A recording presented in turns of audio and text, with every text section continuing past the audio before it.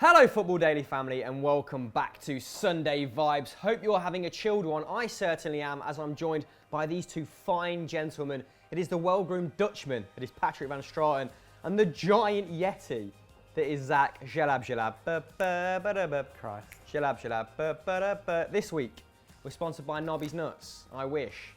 We're not. Let's go straight in with Tom Jeffrey's first question. And he said, fellas, is it unfair that the Ballon d'Or is only judged on goals and other flashy things such as that? Go on, why don't you lead me off? Zacharias. I'll kick off. I think the simple answer is yes.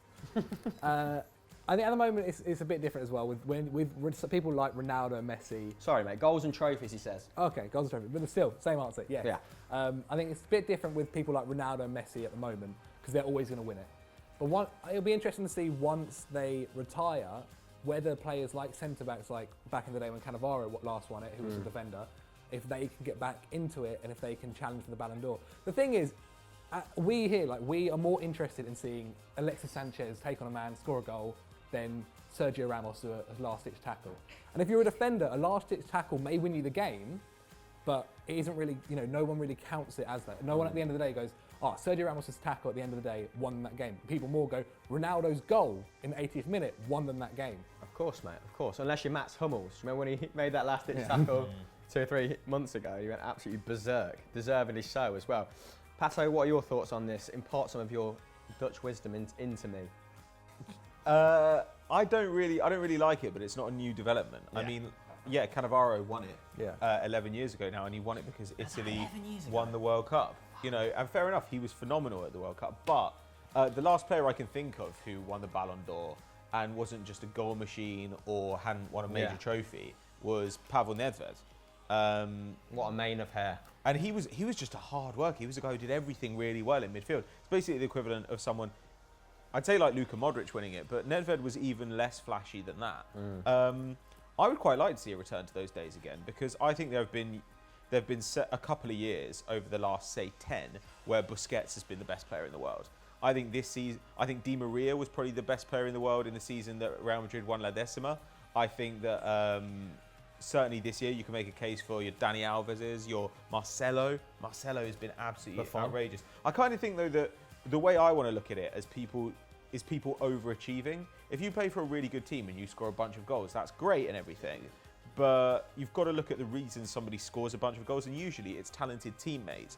Whereas when you see somebody who does that in a bad team, or somebody who pretty much single-handedly pulls a kind of unworthy team to a title, that's what really excites me. But you see it in the coaching awards as well. In 2014, in the coaching awards, Joachim Löw won Best Coach of the Year over Diego Simeone. Now, Joachim Löw, great achievement, won the World Cup, but he won the World Cup with probably the best squad. I think what everyone agreed should have been the favourites going into the tournament, whereas Diego Simeone took a really unfancied Atletico Madrid team to the title and to a Champions League final. Who overachieved more there? Who deserved it more? To me, it's Simeone. And my views kind of are the same when it comes to the Ballon d'Or. Yeah, as you say, not a new development, is it? A lot of people ask this question, but you look at the likes of Van Basten, George Weah, Papa, all these boys who won it 20, 30 years ago, they were people who got the fans on their feet, got them on the edge of the seat and essentially excited them. You say that, but you also had Lothar Matthäus back then, you had Matthias Sammer. These were just like solid guys in the centre of midfield who were just the best at what they did. That is true. I don't think it's wholly unfair. I think maybe there should be a diversification of awards then. Maybe we should make the Patrick van Straten Overachievers Award. What do you think, guys? Yeah, for that. I think we're on to something there. Let us know in the comments below. Next up is a question from Alan Martinez, and he's asked, guys, in your personal experience, what is the most shocking moment in football you have witnessed, good or bad? PVS, lead us off, lead the charge. Well, I'll leave out the obvious one because I think that little Zach Jalab is going to do it in a bit. By literally means massive. I don't really think anything shocks me in football. Like, it's just football. It's just a game. Like, I remember seeing the Aguero goal at the end of the season, and that wasn't really shocking. That was just kind of exciting. I don't think Martin Tyler's over that, is he? Yeah. I guess the 2010 World Cup final was pretty shocking for me because I'd really enjoyed the tournament up till then. The Dutch had massively overachieved. They got to the final, and I was like, maybe this is finally the opportunity for them to win the competition. How did you feel about the brand of football they were playing, though? Well, that's exactly it. Like they were okay until the final. Like they just did what they needed to do. They were good against Brazil. Wesley Sneijder, he was phenomenal through that tournament. Got 5 goals. But then, going into the final, they were so cynical, and it was shocking how they completely abandoned the kind of Dutch principles of football. And look, sometimes you just need to do that and get the job done, but it wasn't effective at all because Spain just played around them. And the old... that's probably one of the most shocking bits as well. The young kung fu kick. Yeah. On Xabi Alonso as well. Like, how can you kick Xabi Alonso in the chest? He's the nicest bloke in the one world. of the coolest, loveliest blokes in football. Yes, anyway, maybe that. What about you, Jalab? Pretty much the only thing I can remember from the World Cup, Zidane's headbutt, obviously. Yeah. It's probably, you could argue it to be one of the most iconic moments in football history. There's a statue of it. Yeah, it was sick. You could, as I said, you can argue that as the most iconic moment in football history. Do you have a deep-lying love for Zidane? Oh, of course. You're part Algerian, he's part Algerian. Zidane is maybe, I said last week, Zidane's one of the greatest players, the greatest player ever. Yeah, I mean, that's obvious, man. Not the greatest, so that's a claim, but one of the. I would say the greatest, but as an Algerian, like to see that, and you especially when it came out afterwards, that like things were said about his family and things like that, you were just like, you know what? If that was anyone else, you probably would have done it as well. Matt's taken on Materazzi as well. He's a big bloke. It's up there with it, but it is one of those things that seems to be like it's outside the game. So it's like Suarez biting a guy, or Di Canio pushing the ref over. I remember that. That was shocking, and that was f***ing funny. Fabrice Mwamba that was hitting the turf. That was harrowing. Yeah. You could see it in the players' faces, couldn't you? Properly haunting scenes. But if it's going to be deeply personal, I reckon I'd go with one of the first old firms I can remember, which was the 6-2, where Larsson scored the most outrageous chipped goal I witnessed to this day. His foot turned into a pitching wedge, mate. Basically, Sutton chests it down to him, nutmegs a player, and then alley-oops Kloss, who was actually a pretty competent goalkeeper. I think it was Kloss anyway. If not, then I'm sure they'll let me know in the comments below. But what was your most shocking moment? Because I want to know. So yeah, let me know in the comments below. Next question is from Saijo Paul, and he's asked, boys, who do you think is the best left back in the world at current? Now, I think we're pretty much agreed on this, in that it's Real Madrid's Marcelo, maybe closely followed by Alexandro of Juventus, who's only got 7 caps for Brazil, which is mental. So maybe a slightly more interesting variation of this question is, lads, who's your favourite left back ever? Starting with Jalab Jalab. It's a very easy answer. I think it's got to be Roberto Carlos.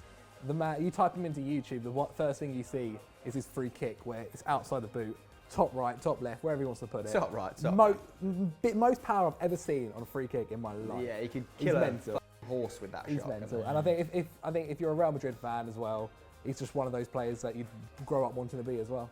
And he's at left back, which is very rare to sort of. He made the left back role glamorous. Yeah, exactly. Exactly. What about you, mate? The best fullback of all time, in fact, the best defender of all time, Carlo Maldini. I don't even think there's that much competition. Like as much as I love. I mean, you could even say Philip Lahm's actually one of my favourite left backs of all time, despite being a right back. And of course, Bobby Carlos as well. Even Ashley Cole's got to get a shout out because he was amazing. But Paolo, very consistent, wasn't he? But Carlo Maldini was he was the best as a centre back. He was the best as a left back. He was unbelievable. He was so good. I think you've covered pretty much the best left backs of our generation. Future left back, Kieran Tierney, future legend. Ivan Cordoba, I remember him on PES 6 in that Inter Milan team. Sometimes played left back. Yeah, I'm trying to think of it. Ian Hart. I plucked him from obscurity. Ian Hart, free kick specialist. Roberto Carlos, eat your heart out, mate. Ian Hart was a demon. I remember when he scored in his latter years, he scored 15 league goals for Carlisle as a 36-year-old left back, and most of them were free kicks. But Ivan Cordoba on that PES 6 was the gassiest fullback of all time. Was that PES 6 the one with the referee you on the weren't cover? even alive. No, was that one with the referee on the cover? No, it had Adriano on the cover. Oh, no, okay, it wasn't one I'm thinking He's of. got it wrong.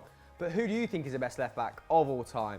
Is it Roberto Carlos? Is it Maldini? Or is it Ian Hart? Let us know in the poll over yonder.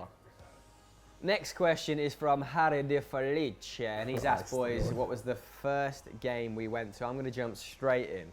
The year is 2000. I'm setting the scene for you, Zach. I'm in my yellow Celtic NTL kit. I'm 3 at this point as well. My NTL kit. I've got Petrov on the back. John Barnes signed him. The only good thing that he did, 2 million, bargain. I'm going to Filbert Street with the old man to watch Celtic versus Leicester. sitting in the Leicester end with my Celtic kit on, absolute hooligan.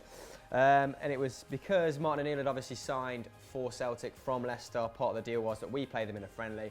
Can't remember the score, but can remember the carnival-like atmosphere. A couple of big Celtic supporters clubs in Leicester. So it was a very friendly atmosphere. I had my new kit on, thought I looked the business, and it was the first time, I saw the likes of Larson play, Thompson, Sutton.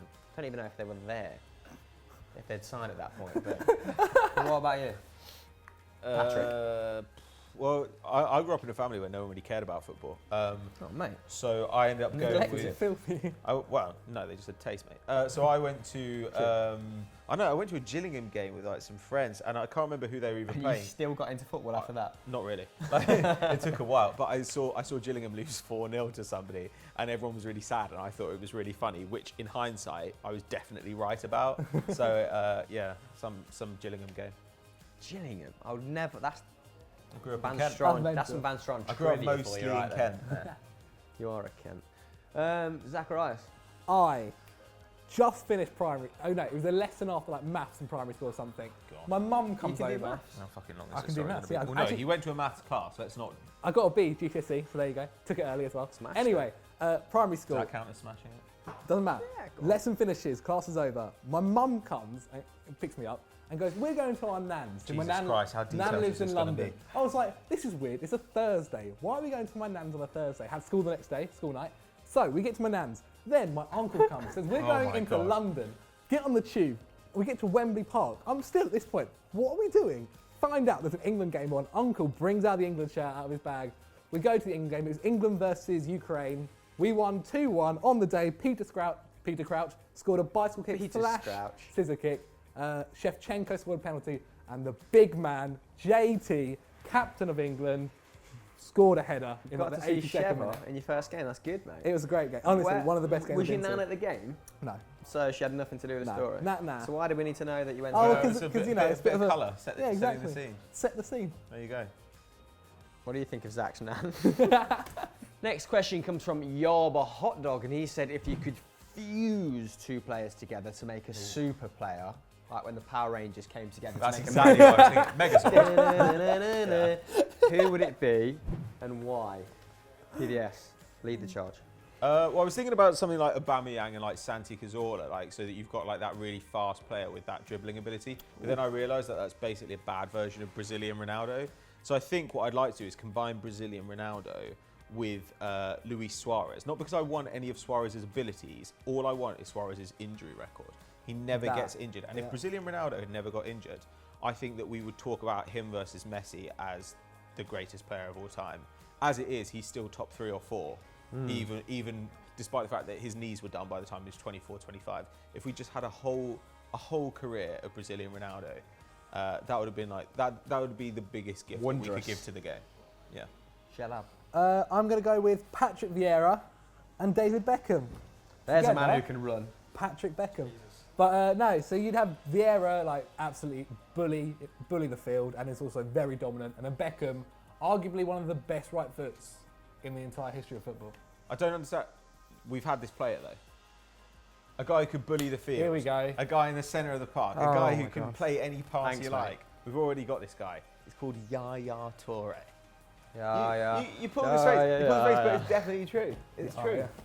He's a good player. I don't think anymore. He's a good player. You're a moron. Shut up, Zach. Hamill, what do you So think? we have a bastardisation of Yaya Toure, Ronaldo, R9. A fit Brazilian Ronaldo. I'd want to, if I was going into like evil kind of scientist Frankenstein mode, why not put like Ronaldinho and like Titus Bramble together just to see what came of that? Imagine the own goals. There'd just be wondrous own goals, wouldn't there? Or like, I don't know, maybe Jimmy Traore of Liverpool with like a really competent defender, That'd be interesting. like Cannavaro. So you'd get a mediocre defender. Richard Dunn and Jamie Carragher, the own goals would be Ridiculous. unreal. Or But maybe yeah. you could just get a player who's got like every talent you could want, like get a Mario Balotelli who's got every physical talent you could want, and then just give him like, you know, the football brain yeah, of a Yaya yeah, Toure or yeah. a Xavi. What about like you know? a Ravel Morrison, someone with unbelievable natural talent, and then who has an unreal work ethic? And like who's James who's Milner. really Luis disciplined. Suarez, actually. Who's been really disciplined since day dot? Luis Suarez? James Alexis Suarez worked Sanchez, he his had to arse work off. his socks off to Yeah, get from that, yeah. to, from where he was over in Chile. But there are answers. I hope that's, cleared it up for you. Let us know which kind of amalgamation you prefer in the comments below. Next question comes from Agaputra Opengart. Sorry if I butchered your name. And they ask, guys, what is your favourite kit of all time? Now, I'm going to throw a few out there just to get, the old juices flowing. Celtics' 125th anniversary kit was something special. The white one, green little collar underneath, had a small sponsor underneath a large Celtic insignia. They also had a black away kit that had the Ireland flag on the sleeves, and it made them tighter. Beautiful, beautiful little addition to that kit. I think I like the Holland kits, looking at Patrick van Straaten, he evokes, Dutch things. The Holland kit is very regal. The Cameroon kit with a lion on, the Indomitable Lions. Yeah. Guys, please take over. Any Algeria kit. Oh, Jesus Any. Christ. More specifically, 1982 World Cup That in is very Spain. specific. I say it's more just because I've seen so many photos. The Paolo Rossi World Cup is what that World Cup That was. literally means nothing to me at all. Italy won the World Cup. Paolo Rossi was the top scorer. You're an idiot. Well, there Won you the go. Ballon d'Or. Well, there you go. But yeah, no, that Bit kit. off. 1982, photo on screen now. Tell me what you think. I think I've got to go for Roma kits. There are two. yeah. There are two in recent years. Yeah. One is the special one they commissioned, which is just plain maroon with gold detailing, and it has SPQR on it. Senatus Populusque Romanus, the Senate and Roman people. And, Ooh, I can talk. and when Totti's wearing it, you're like, yeah, Totti gets to kind of stand alongside like the great Romans, like Ovid. The gladiator. And like yeah, like Mark Maximus Decimus Meridius. Like Russell Crowe. who's actually from Spain in the film, let's be clear. But they did another kit a couple of years ago which was white and had a kind of faint like topographical map of Rome on it. Yeah. That'd be sick. That was so cool.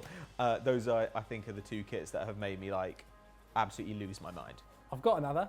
Juventus 2012, the pink. Oh god. Oh, that was a You're bad the boy worst kit. That person. was a Of bad course he boy goes for a kit. pink It looked kit. like a so effeminate. It looked like That a So effeminate. special Bad edition boy kit. WKD. So good. Is it Real Oviedo? They've done a few outlandish kits, haven't they? The meat one. I don't think no, that no, was that- any- I think that's that was another thing, that's another Logroño There was or a... What kit did I order from Classic Football Shirts on with Che Guerrero on? something. Oh, That was random as I as think well. that was a Bolivian kit or something. I'm not sure. What about the kit that's a soup? Oh, that's The Hummel kit. that yeah, was is terrible. that is was terrible. Deportivo Cultural Leonesa. Yeah. But what's your favourite kit? Let us know in the comments below. So that's that, guys. Sunday vibes over and done with. Thank you for joining me, gentlemen. Patrick, what should the people do next? They should head over to Eurofootball Daily and check out Stat Wars as usual, and stick right here on Football Daily for more great 10s and 11s. Zach? Why not follow us on all these handles? Zach Jeller, Patrick Van Straten, Chris Hamill, CP Hamill. Instagram, Twitter, you know it. Fair enough.